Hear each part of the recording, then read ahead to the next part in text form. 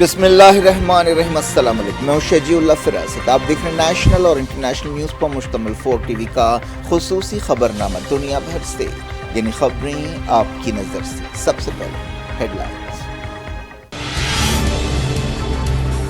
سال بدلا، غزہ کا حال نہیں، اسرائیلی بمباری جاری، خان یونس میں شدید لڑائی۔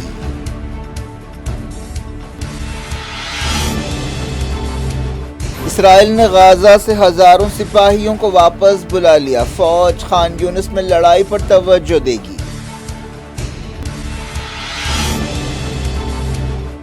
القصام نے نیا سال شروع ہوتے ہی تل ابیب پر راکٹوں کی بارش کر دی، اسرائیلی میڈیا نے کہا حماس جیت گئی۔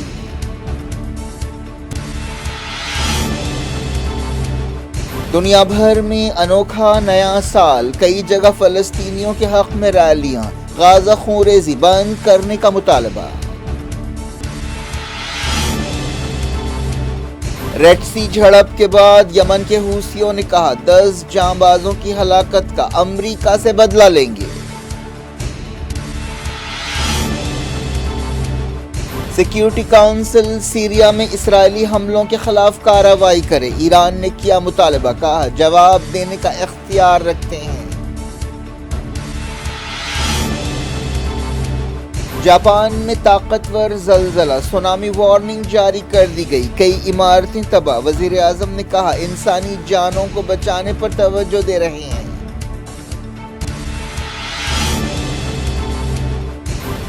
سال کے پہلے دن اسرو کی شاندار شروعات، ایکس رے پولاری میٹر سیٹلائٹ کو کامیابی سے لانچ کیا گیا۔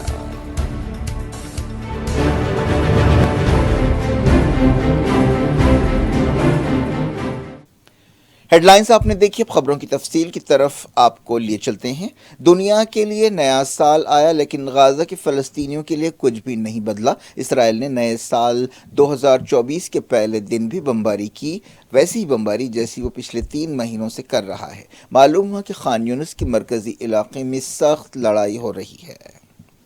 اسرائیل نے غزہ سے اپنے ہزاروں سپاہیوں کو واپس بلا لیا ہے۔ اب ایسا معلوم ہوتا ہے کہ وہ صرف ساؤتھ غزہ کے خان یونس میں لڑائی پر توجہ دے رہا ہے۔ 7 اکتوبر کو جنگ شروع ہونے کے بعد سے یہ پہلا موقع ہے جب اسرائیل نے اپنے سپاہیوں کی تعداد کم کی ہے۔ اس سے صاف اشارہ مل رہا ہے کہ اسرائیل لڑائی کی شدت کم کر رہا ہے۔ اسرائیل پر اپنے اتحادی امریکہ اور دوسرے ملکوں کی طرف سے بہت دباؤ ہے کہ وہ لڑائی روکے۔ اس کے علاوہ داخلی دباؤ بھی بڑھتا جا رہا ہے۔ سپاہیوں کو واپس بلانے کی خبر ایک ایسے وقت سامنے آئی جب امریکہ کے secretary of state Antony Blinken ایک بار پھر خطے کا دورہ کرنے والے ہیں۔ 7 اکتوبر کے بعد سے انہوں نے کئی بار اسرائیل کا دورہ کیا۔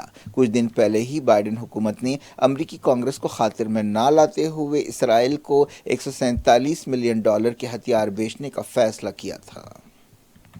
جہاں اسرائیل نے غزہ سے سپاہیوں کو واپس بلانا شروع کیا ہے، وہیں فوج کے ترجمان نے کہا ہے کہ جنگ پورے سال 2024 تک جاری رہے گی۔ ترجمان نے کہا کہ لڑائی کے لیے ہزاروں ریزرو سپاہیوں کی ضرورت پڑے گی۔ ایک دن پہلے وزیر اعظم بنجمن نیتن یاہو کے حوالے سے کہا گیا تھا کہ جنگ کئی مہینے جاری رہے گی۔ فلسطین انفارمیشن سینٹر نے بتایا کہ غزہ میں اسرائیل نے بمباری جاری رکھی۔ 7 اکتوبر کے بعد سے اسرائیل کے حملوں میں 22,141 فلسطینی ہلاک ہوئے ہیں۔ یہ تعداد 1938 میں نکبہ سانحہ میں مرنے والے فلسطینیوں کی تعداد سے بھی زیادہ ہے۔ مرنے والوں میں زیادہ تر عورتیں اور بچے ہیں۔ سال 2023 میں جملہ 22,404 فلسطینی ہلاک ہوئے ہیں۔ اسرائیلی فوج نے بتایا کہ اس نے سینٹرل غزہ کی دیر البلا میں حماس کمانڈر عادل مسمع کو ہلاک کیا ہے۔ فوج نے ایک بیان میں کہا کہ اس نے شجاعیہ علاقے میں حماس اور اسلامی جہاد کے ٹھکانوں کو نشانہ بنایا۔ ایک رپورٹ میں کہا گیا کہ اسرائیل نے غزہ میں 100 سے زیادہ تاریخی عمارتوں کو تباہ کیا یا نقصان پہنچایا۔ یہ نہ صرف فلسطینیوں کا بلکہ پوری دنیا کا نقصان ہے۔ ان میں بعض عمارتیں 1500 سال پرانی تھیں۔ بتایا گیا کہ 7 اکتوبر کے بعد سے صرف مغربی کنارے میں 319 فلسطینی جاں بحق ہوئے۔ اس کے علاوہ مغربی کنارے میں ہزاروں لوگوں کو گرفتار کیا گیا۔ 7 اکتوبر کے بعد سے اسرائیلی فوج مغربی کنارے میں دھاوے کر رہی ہے اور کریک ڈاؤن کر رہی ہے۔ نئے سال کے پہلے دن حماس کی فوجی شاخ القسام بریگیڈ نے تل ابیب پر راکٹوں کی بارش کر دی۔ القسام بریگیڈ نے کہا کہ اس نے M90 راکٹ سے تل ابیب اور آس پاس کے علاقوں کو نشانہ بنایا۔ کئی اسرائیلی شہروں اور قصبوں میں سائرن کی آوازیں گونجتی رہی اور کئی جگہ راکٹ گرے۔ یہ حملے ایک ایسے وقت کیے گئے جب کچھ گھنٹے پہلے ہی اسرائیلی فوج نے دعویٰ کیا تھا کہ IDF نے زمینی آپریشن کے ذریعے راکٹ حملے کرنے کی حماس کی صلاحیتوں کو 80% تک گھٹا دیا ہے۔ القسام کے تازہ حملوں کی خبر دیتے ہوئے ایک اسرائیلی نیوز ویب سائٹ نے سرخی لگائی کہ حماس جیت گئی۔ اسرائیلی میڈیا میں کہا گیا کہ حماس کا missile command and control centre اب بھی پوری طرح سے کام کر رہا ہے۔ اسرائیلی میڈیا میں IDF کے حوالے سے کہا گیا کہ غازہ میں کیے گئے تازہ حملے میں حماس کی ایلیٹ فورس کے کمانڈر کو نشانہ بنایا گیا۔ غازہ میں زمینی آپریشن میں مرنے والے اسرائیلی فوجیوں کی تعداد 172 ہو گئی ہے۔ اسرائیلی فوج نے ایک بیان میں کہا کہ زمینی آپریشن کے دوران 29 اسرائیلی IDF سپاہیوں کی غلطی سے کی گئی فائرنگ میں یا فرینڈلی فائر میں ہلاک ہوئے۔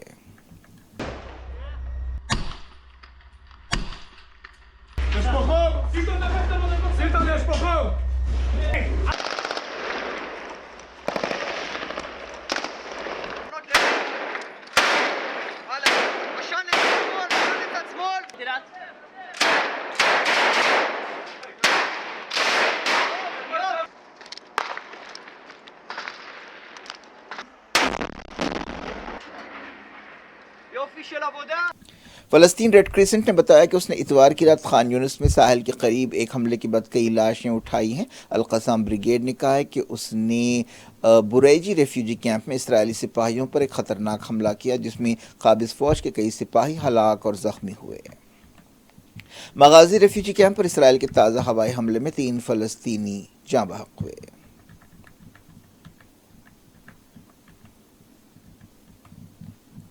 ترکی کے صدر طیب ایردوان نے دنیا سے کہا ہے کہ وہ غازہ میں ہلاکتوں کو رکوائے۔ طیب ایردوان نے نئے سال کے موقع پر ایک ویڈیو پیام میں کہا کہ تمام ملکوں اور اداروں کو چاہیے کہ وہ غازہ میں معصوم بچوں اور عورتوں کی ہلاکتوں کے خلاف مل کر کھڑے ہوں۔ صدر نے کہا کہ ہم انسانیت کے ایک بہتر مستقبل کی امید رکھتے ہیں۔ نام نہاد جمہوریت پسندوں اور آزادی پسند ملکوں کو دہشت گردوں کی مدد روکنی چاہیے۔ یمن کی حوثی فوج نے ریڈ سی میں امریکہ کے حملے میں اس کے 10 سپاہیوں کی ہلاکت کا بدلہ لینے کا اعلان کیا ہے۔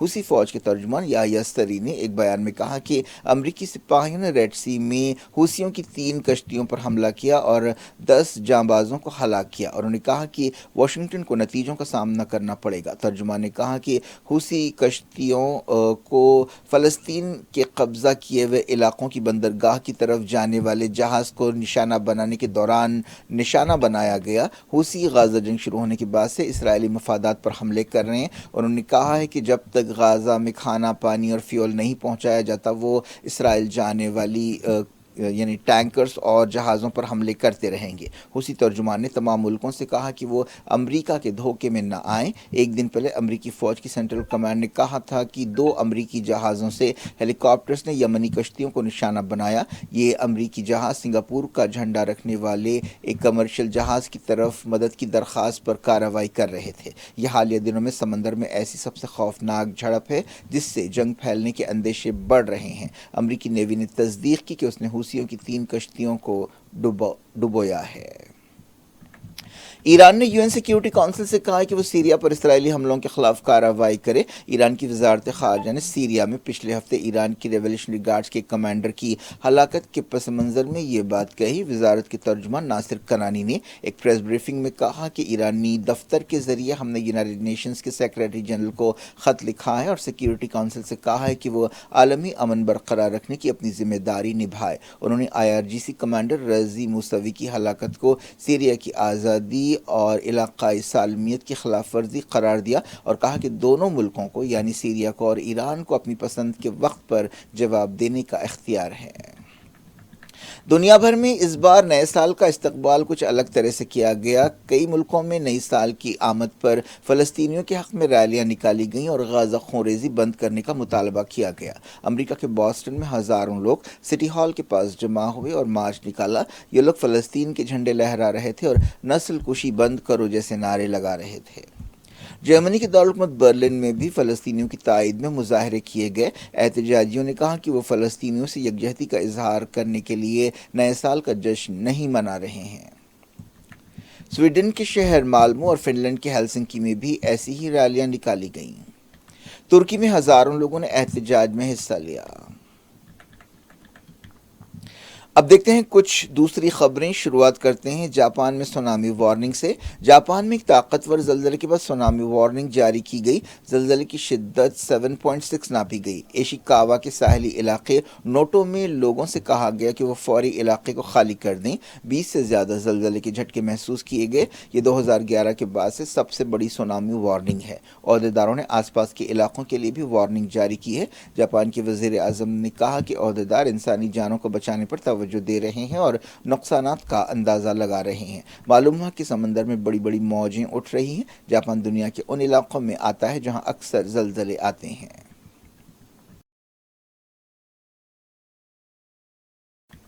زلزلے کے بعد کئی لوگ دہشت کے عالم میں گھروں سے نکل پڑے۔ جاپان میں انڈین ایمبیسی نے ایمرجنسی ہیلپ لائن نمبرز دیے ہیں۔ تازہ خبروں میں کہا گیا کہ زلزلے کی وجہ سے کئی عمارتیں گر پڑیں۔ جانی نقصانات کا اندازہ لگایا جا رہا ہے۔ بنگلہ دیش میں اکنامکس کا نوبل انعام حاصل کرنے والے محمد یونس کو لیبر قانون توڑنے کے لیے قصوروار پایا گیا ہے۔ یونس کے حامیوں نے کہا ہے کہ یہ کیس سیاسی محرکات پر مبنی ہے۔ 83 سالہ یونس کو بنگلہ دیش کی معیشت میں اہم رول ادا کرنے کا کریڈٹ دیا جاتا ہے۔ انہیں اس بات کے لیے بھی ان کی تعریف کی جاتی ہے کہ انہوں نے لاکھوں لوگوں کو مائکرو فائنانسنگ سسٹم کے ذریعے غریبی سے اوپر اٹھایا۔ اس کے لیے ہی انہیں امن کا نوبل انعام دیا گیا تھا۔ یونس کے تعلقات وزیر اعظم شیخ حسینہ سے ٹھیک نہیں ہیں۔ حسینہ نے ان پر کئی مرتبہ غریبوں کا خون چوسنے کا الزام لگایا ہے۔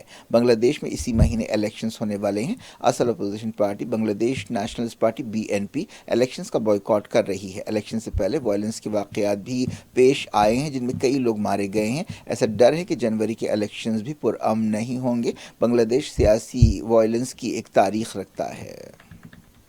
گینگسٹر گولڈی برار کو مرکزی حکومت نے UAPA کے تحت دہشت گرد قرار دیا ہے۔ اس کا اصلی نام ستویندر سنگھ ہے۔ وہ ستویندر سنگھ جیت کی حیثیت سے بھی جانا جاتا ہے۔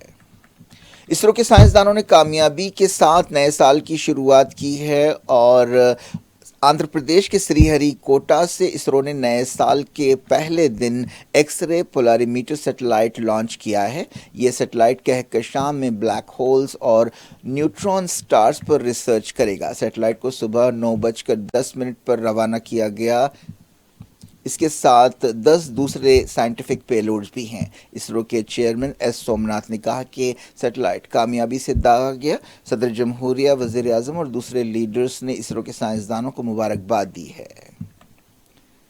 انڈیا میں 623 نئے کووڈ کیس پائے گئے ہیں۔ ایکٹیو کیسز بڑھ کر اب 4394 ہو گئے ہیں۔ ملک میں اب JN1 شکل کے 196 معاملے اب تک پائے گئے ہیں۔ کیرالہ 83 کیسوں کے ساتھ سب سے آگے ہے۔ وزارت صحت نے بتایا کہ پچھلے 24 گھنٹوں میں 3 موتیں ہوئی ہیں۔ آسٹریلیا کے بیٹر ڈیوڈ وارنر نے ون ڈے انٹرنیشنل کرکٹ سے ریٹائرمنٹ کا اعلان کر دیا ہے۔ وہ 2 مرتبہ ورلڈ کپ جیتنے والی آسٹریلیائی ٹیم میں شامل رہے۔ اس سے پہلے انہوں نے ٹیسٹ کرکٹ چھوڑنے کا بھی اعلان کیا تھا۔ اب انہوں نے کہا ہے کہ وہ 2025 میں چیمپئنز ٹرافی کے لیے اویلیبل رہیں گے۔ وارنر ون ڈے کرکٹ میں آسٹریلیا کی طرف سے زیادہ رنز بنانے کے معاملے میں 6ویں نمبر پر ہیں۔ کیا کچھ ہو رہا ہے آپ کی دنیا میں؟ آخر میں ہیڈ لائنز دنیا بھر سے ایک بار پھر دیکھیں۔ سال بدلا، غزہ کا حال نہیں، اسرائیلی بمباری جاری، خان یونس میں شدید لڑائی۔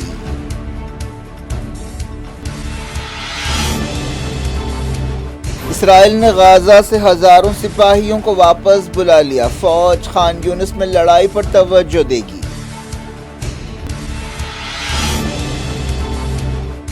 القصام نے نیا سال شروع ہوتے ہی تل ابیب پر راکٹوں کی بارش کر دی۔ اسرائیلی میڈیا نے کہا حماس جیت گئی۔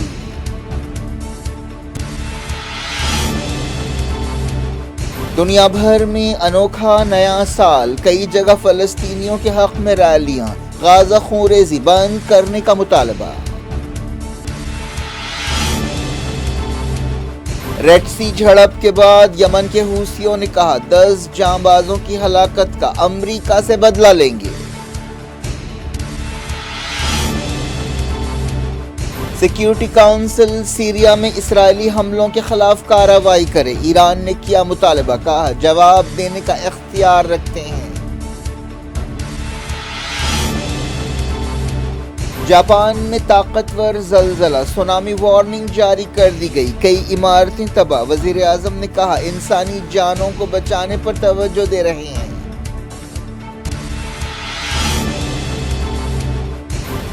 سال کے پہلے دن اسرو کی شاندار شروعات، ایکس رے پولاری میٹر سیٹلائٹ کو کامیابی سے لانچ کیا گیا۔